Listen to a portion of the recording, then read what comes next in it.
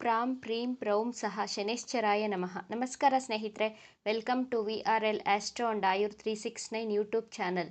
ಮಕರ ರಾಶಿಯವರ ಈ ವರ್ಷದ ಅಂತಿಮ ತಿಂಗಳಾದಂತಹ ಡಿಸೆಂಬರ್ ತಿಂಗಳ ರಾಶಿ ಭವಿಷ್ಯದ ಬಗ್ಗೆ ಈ ವಿಡಿಯೋದಲ್ಲಿ ತಿಳಿಸಿಕೊಡಲಿದ್ದೇನೆ.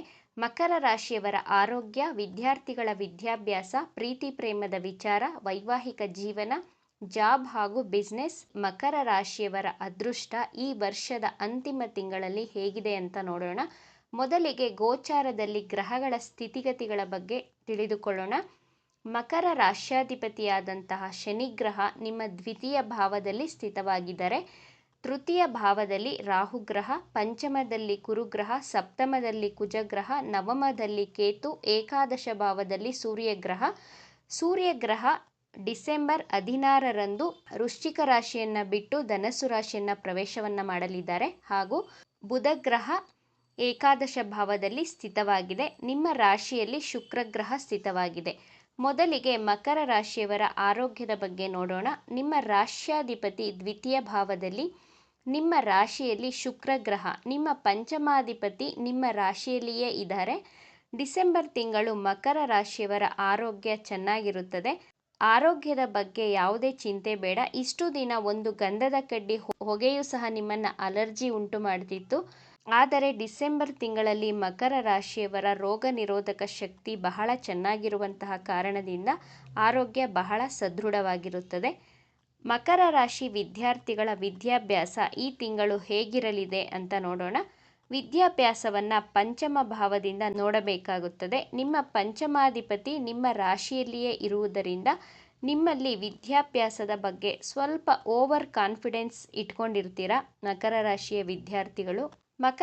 ವಿದ್ಯಾರ್ಥಿಗಳು ನನಗೆ ಎಲ್ಲ ಉತ್ತರನೂ ಗೊತ್ತಿದೆ, ಪಾಠ ಚೆನ್ನಾಗಿ ಅರ್ಥ ಆಗಿದೆ ಅನ್ನುವಂತಹ ಅತಿಯಾದ ಆತ್ಮವಿಶ್ವಾಸವನ್ನು ಬಿಟ್ಟು ನಿಯಮಿತವಾಗಿ ಓದಿದರೆ ಈ ತಿಂಗಳು ವಿದ್ಯಾರ್ಥಿಗಳು ಪರೀಕ್ಷೆಯಲ್ಲಿ ಒಳ್ಳೆಯ ಅಂಕಗಳನ್ನು ಪಡೆಯಬಹುದು. ಹೊಸ ಕೋರ್ಸ್ಗಳಿಗೆ, ಕಂಪ್ಯೂಟರ್ ಕ್ಲಾಸಸ್ಗೆ ಜಾಯಿನ್ ಆಗಬೇಕು ಅಂದುಕೊಂಡಿರುವವರು ಸಹ ಜಾಯಿನ್ ಆಗಬಹುದು. ವಿದ್ಯಾಭ್ಯಾಸದಲ್ಲಿ ಏಕಾಗ್ರತೆಯನ್ನು ವಹಿಸುತ್ತೀರಾ, ಆದರೆ ಅತಿಯಾದ ಆತ್ಮವಿಶ್ವಾಸವನ್ನು ಬಿಟ್ಟು ಓದಬೇಕಾಗುತ್ತದೆ. ಜ್ಞಾನದಲ್ಲಿ ಅಹಂ ಇರಬಾರದು, ಅತಿಯಾದ ಆತ್ಮವಿಶ್ವಾಸವನ್ನು ಬಿಡಬೇಕಾಗುತ್ತದೆ. ಮಕರ ರಾಶಿಯವರ ಪ್ರೀತಿ ಪ್ರೇಮದ ವಿಚಾರ ಡಿಸೆಂಬರ್ ತಿಂಗಳಲ್ಲಿ ಹೇಗಿದೆ ಅಂತ ನೋಡೋಣ. ಪಂಚಮ ಭಾವದಿಂದ ಪ್ರೀತಿ ಪ್ರೇಮದ ವಿಚಾರಗಳನ್ನು, ಮಕ್ಕಳ ವಿಚಾರಗಳನ್ನು, ಸಂತಾನ ಭಾಗ್ಯವನ್ನು ನೋಡಬಹುದು. ನಿಮ್ಮ ಪಂಚಮಾಧಿಪತಿ ಶುಕ್ರಗ್ರಹ ನಿಮ್ಮ ರಾಶಿಯಲ್ಲಿಯೇ ಸ್ಥಿತವಾಗಿದ್ದಾರೆ. ನಿಮಗೆ ಯಾರ ಮೇಲೆ ಪ್ರೀತಿ ಉಂಟಾಗಿದೆಯೋ ಅಥವಾ ಫೀಲಿಂಗ್ಸ್ ಇದೆಯೋ ಆ ವ್ಯಕ್ತಿಗಳು ನಿಮ್ಮ ಮೇಲೆ ಡಿಸೆಂಬರ್ ತಿಂಗಳಲ್ಲಿ ಫೀಲಿಂಗ್ಸ್ಗಳನ್ನು ಇಟ್ಕೊಂಡಿರ್ತಾರೆ. ಪ್ರೀತಿಗೆ ಕಾರಕ ಗ್ರಹ ಅಂದರೆ ಶುಕ್ರಗ್ರಹ. ಈ ಶುಕ್ರಗ್ರಹ ನಿಮ್ಮ ರಾಶಿಯಲ್ಲಿಯೇ ಸ್ಥಿತವಾಗಿದೆ. ನೀವು ಇಷ್ಟಪಟ್ಟಿರುವಂತಹ ವ್ಯಕ್ತಿಗಳು ಅವರ ಮನಸ್ಸಿನ ಭಾವನೆಗಳನ್ನು ನಿಮ್ಮ ಮುಂದೆ ಈ ತಿಂಗಳು ಎಕ್ಸ್ಪ್ರೆಸ್ ಮಾಡುತ್ತಾರೆ. ನೀವೇ ಸ್ವಲ್ಪ ಕೋಪ ಹಠವನ್ನು ಅವರ ಮುಂದೆ ತೋರಿಸುತ್ತೀರಾ. ಇಷ್ಟು ದಿನ ಪ್ರಪೋಸ್ ಮಾಡಿದರೂ ಸಹ ನನ್ನನ್ನು ಅಕ್ಸೆಪ್ಟ್ ಮಾಡಿರಲಿಲ್ಲ ಎಂಬಂತಹ ಭಾವನೆ ನಿಮ್ಮಲ್ಲಿ ಇದೆ. ಆದರೆ ನೀವು ಎಷ್ಟೇ ಹಠ ಮಾಡಿದರೂ, ಕೋಪಿಸಿಕೊಂಡರೂ ನಿಮ್ಮ ಎದುರುಗಡೆ ಇರುವಂತಹ ನಿಮ್ಮ ಪ್ರೇಮಿ ನಿಮ್ಮ ಮನಸ್ಸನ್ನು ಓಲೈಸುತ್ತಾರೆ. ಅಂದರೆ ನಿಮ್ಮನ್ನು ಕನ್ವಿನ್ಸ್ ಮಾಡುತ್ತಾರೆ ಅವರು. ಒಟ್ಟಾರೆಯಾಗಿ ಮಕರ ರಾಶಿಯವರ ಪ್ರೀತಿಯ ಜೀವನ ಡಿಸೆಂಬರ್ ತಿಂಗಳಲ್ಲಿ ಸುಮಧುರವಾಗಿರುತ್ತದೆ. ಮಕರ ರಾಶಿಯವರ ವೈವಾಹಿಕ ಜೀವನ ಡಿಸೆಂಬರ್ ತಿಂಗಳಲ್ಲಿ ಹೇಗಿರುತ್ತದೆ ಅಂತ ನೋಡೋಣ. ವೈವಾಹಿಕ ಜೀವನವನ್ನು ಸಪ್ತಮ ಭಾವದಿಂದ ನೋಡಬಹುದು. ನಿಮ್ಮ ಸಪ್ತಮದಲ್ಲಿ ಕುಜಗ್ರಹ ಸ್ಥಿತವಾಗಿದೆ. ನಿಮ್ಮ ಸಪ್ತಮಾಧಿಪತಿ ಚಂದ್ರಗ್ರಹ. ಮಕರ ರಾಶಿಯವರ ಜೀವನ ಸಂಗಾತಿ ತುಂಬ ಮೂಡಿಯಾಗಿರ್ತಾರೆ. ಒಂದು ಕ್ಷಣ ಇದ್ದ ಹಾಗೆ ಮತ್ತೊಂದು ಕ್ಷಣ ಇರುವುದಿಲ್ಲ. ಇಮಿಡಿಯೇಟ್ ಡಿಸಿಷನ್ಗಳನ್ನು ಚೇಂಜ್ ಮಾಡಿಕೊಂಡು ಅವರು ಕನ್ಫ್ಯೂಸ್ ಆಗ್ತಾರೆ, ನಿಮ್ಮನ್ನು ಕನ್ಫ್ಯೂಸ್ ಮಾಡ್ತಾರೆ. ಡಿಸೆಂಬರ್ ತಿಂಗಳಲ್ಲಿ ನಿಮ್ಮ ಜೀವನ ಸಂಗಾತಿ ಸ್ವಲ್ಪ ಜಾಸ್ತಿನೇ ಕೋಪ ಮಾಡಿಕೊಳ್ತಾರೆ. ಅವರ ಮಾತೇ ನಡೆಯಬೇಕು ಎಂಬ ಹಠ ಅವರಲ್ಲಿ ಇರುತ್ತದೆ. ಸಪ್ತಮದಲ್ಲಿ ನೀಚ ಕುಜ ಸ್ಥಿತವಾಗಿರುವುದರಿಂದ ಚಿಕ್ಕ ಪುಟ್ಟ ಮಾತುಗಳಿಗೆ ಕೋಪಿಸಿಕೊಂಡು ವೈವಾಹಿಕ ಜೀವನದಲ್ಲಿ ಭಿನ್ನಾಭಿಪ್ರಾಯಗಳು, ವೈಮನಸ್ಸುಗಳು ಬಂದೇ ಬರುತ್ತವೆ. ಆದ್ದರಿಂದ ನೀವೇ ಸ್ವಲ್ಪ ಸಮಾಧಾನವಾಗಿರಿ.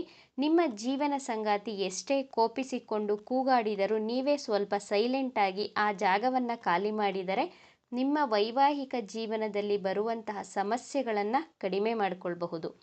ಮಕರ ರಾಶಿಯವರ ಅದೃಷ್ಟ, ಜಾಬ್ ಹಾಗೂ ಬಿಸ್ನೆಸ್ ಡಿಸೆಂಬರ್ ತಿಂಗಳಲ್ಲಿ ಹೇಗಿದೆ ಅಂತ ನೋಡೋಣ. ಅದೃಷ್ಟವನ್ನು ನವಮ ಭಾವದಿಂದ ನೋಡಬಹುದು. ನಿಮ್ಮ ನವಮಾಧಿಪತಿ ಬುಧ ಗ್ರಹ ಲಾಭ ಸ್ಥಾನದಲ್ಲಿ ಸ್ಥಿತವಾಗಿದ್ದಾರೆ. ಶೇರ್ ಮಾರ್ಕೆಟ್, ಸ್ಟಾಕ್ ಮಾರ್ಕೆಟ್ಗಳಲ್ಲಿ ಇನ್ವೆಸ್ಟ್ ಮಾಡುವವರಿಗೆ ಡಿಸೆಂಬರ್ ತಿಂಗಳಲ್ಲಿ 70% ಲಾಭ ಇದೆ ಅಂತ ಹೇಳಬಹುದು. ಹೊಸ ಹೊಸ ವಾಹನಗಳನ್ನು, ಟೂ ವೀಲರ್ ತಗೋಬೇಕು ಅಥವಾ ಕಾರ್ ತಗೊಳ್ಬೇಕು ಅಂದುಕೊಂಡಿರುವವರು ಡಿಸೆಂಬರ್ ತಿಂಗಳಲ್ಲಿ ಖರೀದಿಯನ್ನು ಮಾಡಬಹುದು. ಯಂತ್ರಗಳ ಖರೀದಿಯನ್ನು ಮಾಡಬಹುದು. ನಿಮ್ಮ ಆಸೆಗಳ ಪೂರೈಕೆ ಆಗುವಂತಹ ತಿಂಗಳು ಇದು ಡಿಸೆಂಬರ್ ತಿಂಗಳು. ನಿಮ್ಮ ದಶಮಾಧಿಪತಿ ಶುಕ್ರ ನಿಮ್ಮ ರಾಶಿಯಲ್ಲಿಯೇ ಇರುವುದರಿಂದ ಹಾಗೂ ಶನಿ ಗ್ರಹ ನೇರ ಚಲನೆಯನ್ನು ಪ್ರಾರಂಭಿಸಿದರೆ ಈ ಕಾರಣದಿಂದ ನಿಮ್ಮ ಕೆಲಸ ಕಾರ್ಯಗಳು ಸ್ವಲ್ಪ ಡಿಸೆಂಬರ್ ತಿಂಗಳಲ್ಲಿ ಸಮಾಧಾನವಾಗಿರುತ್ತದೆ. ಸ್ವಲ್ಪ ನೆಮ್ಮದಿಯಿಂದ ಕೆಲಸ ಕಾರ್ಯವನ್ನು ಮಾಡಬಹುದು. ನೀವು ಮಾಡಿದಂತಹ ಕೆಲಸ ಕಾರ್ಯಗಳಿಗೆ ಪ್ರಶಂಸೆಯೂ ಸಹ ಸಿಗಲಿದೆ. ಉದ್ಯೋಗದಲ್ಲಿ ಪ್ರಮೋಷನ್ಸ್ಗಳು ಆಗುವಂತಹ ಸಾಧ್ಯತೆಗಳು ಡಿಸೆಂಬರ್ ತಿಂಗಳಲ್ಲಿ ಇದೆ. ಈ ತಿಂಗಳು ಬಹಳ ಆತ್ಮವಿಶ್ವಾಸದಿಂದ ಕೆಲಸ ಕಾರ್ಯಗಳನ್ನು ಮಾಡ್ತಾ ಇರ್ತೀರ. ಡಿಸೆಂಬರ್ 16ರಂದು ಸೂರ್ಯಗ್ರಹ ವೃಶ್ಚಿಕ ರಾಶಿಯನ್ನು ಬಿಟ್ಟು ಧನಸ್ಸು ರಾಶಿಯನ್ನು ಪ್ರವೇಶಿಸಿದಾಗ ನಿಮ್ಮ ಖರ್ಚುಗಳು ಸ್ವಲ್ಪ ಹೆಚ್ಚಾಗಲಿದೆ. ಬಹಳ ಎಚ್ಚರಿಕೆಯಿಂದ ಹಣವನ್ನು ಖರ್ಚು ಮಾಡಿ. ಮಿಡ್ ಡಿಸೆಂಬರ್ವರೆಗೂ ಬಿಸ್ನೆಸ್ ಮಾಡುವವರಿಗೂ ಸಹ ಚೆನ್ನಾಗಿ ಲಾಭ ಬರುತ್ತದೆ. ಡೈಲಿ ಇನ್ಕಮ್ ಸಹ ಚೆನ್ನಾಗಿರಲಿದೆ. ಮಕರ ರಾಶಿಯವರು ಡಿಸೆಂಬರ್ ತಿಂಗಳಲ್ಲಿ ನಿಮ್ಮ ಎದುರುಗಡೆ ಇರುವಂತಹ ವ್ಯಕ್ತಿಗಳ ಜೊತೆ, ಅಂದರೆ ನಿಮ್ಮ ಬಿಸ್ನೆಸ್ ಪಾರ್ಟ್ನರ್ ಜೊತೆ, ನಿಮ್ಮ ಕ್ಲೈಂಟ್ಸ್ಗಳ ಜೊತೆ, ನಿಮ್ಮ ಕಸ್ಟಮರ್ಗಳ ಜೊತೆ ವಿನಾಕಾರಣ ಕೂಗಾಡಲು ಹೋಗಬೇಡಿ. ಸಮಾಧಾನವಾಗಿರಿ. ಮಾತನಾಡುವ ಮುನ್ನ ಸ್ವಲ್ಪ ಯೋಚಿಸಿ ಸಮಾಧಾನವಾಗಿ ಮಾತನಾಡಿ. ನಿಮ್ಮ ಕೋಪದ ಮೇಲೆ ನಿಯಂತ್ರಣವಿರಲಿ. ಎಲ್ಲವೂ ಶುಭವಾಗುತ್ತದೆ. ನಿಮ್ಮ ಬಿಸ್ನೆಸ್ಸಲ್ಲಿ ಹೆಚ್ಚಿನ ಲಾಭ ಗಳಿಸಲು ಲಕ್ಷ್ಮೀ ಮಂತ್ರವನ್ನು ಪಠಿಸಬೇಕಾಗುತ್ತದೆ. ಮಂತ್ರ ಹೀಗಿದೆ: ಓಂ ಐಂ ಲಕ್ಷ್ಮೀ ಶ್ರೀಂ ಕಮಲಧಾರಿಣಿ ಕಲಾಹಂಸಿ ಸ್ವಾಹ. ಈ ಮಂತ್ರವನ್ನು ಪ್ರತಿನಿತ್ಯ ಬೆಳಿಗ್ಗೆ 6ರಿಂದ 8 ಗಂಟೆಯ ಒಳಗಡೆ ಪ್ರತಿನಿತ್ಯ 21 ಬಾರಿ ಪಠಿಸುತ್ತಾ ಬನ್ನಿ. ಇದರ ಜೊತೆಗೆ 2 ತುಪ್ಪದ ದೀಪವನ್ನು ಹಚ್ಚಬೇಕಾಗುತ್ತದೆ ಹಾಗೂ 2 ಕಮಲದ ಹೂಗಳನ್ನು ಲಕ್ಷ್ಮೀ ದೇವಿಗೆ ಸಮರ್ಪಣೆ ಮಾಡುವುದರಿಂದ ನಿಮ್ಮ ಬಿಸ್ನೆಸ್ಸಲ್ಲಿ ಅತಿ ಹೆಚ್ಚು ಲಾಭವನ್ನು ಕಾಣಬಹುದು. ಎಲ್ಲವೂ ಶುಭವಾಗುತ್ತದೆ. ಈ ವಿಚಾರಗಳು ನಿಮಗೆ ಇಷ್ಟ ಆಗಿದೆ ಅಂತ ಭಾವಿಸ್ತಾ ಇದ್ದೇನೆ. ಇಷ್ಟ ಆಗಿದ್ದರೆ ನಮ್ಮ ಚಾನಲನ್ನು ತಪ್ಪದೇ ಸಬ್ಸ್ಕ್ರೈಬ್ ಮಾಡ್ಕೊಳ್ಳಿ. ಈ ವಿಡಿಯೋಗೆ ಒಂದು ಲೈಕ್ ಕೊಡೋದನ್ನು ಮರಿಬೇಡಿ. ಈ ವಿಡಿಯೋವನ್ನು ನಿಮ್ಮ ಫ್ರೆಂಡ್ಸ್ ಆ್ಯಂಡ್ ಫ್ಯಾಮಿಲಿ ಗ್ರೂಪಲ್ಲಿ ಹೆಚ್ಚು ಶೇರ್ ಮಾಡಿ. ನಿಮ್ಮ ಅಭಿಪ್ರಾಯಗಳನ್ನು ತಪ್ಪದೇ ಕಮೆಂಟ್ ಮಾಡಿ. Thank you friends.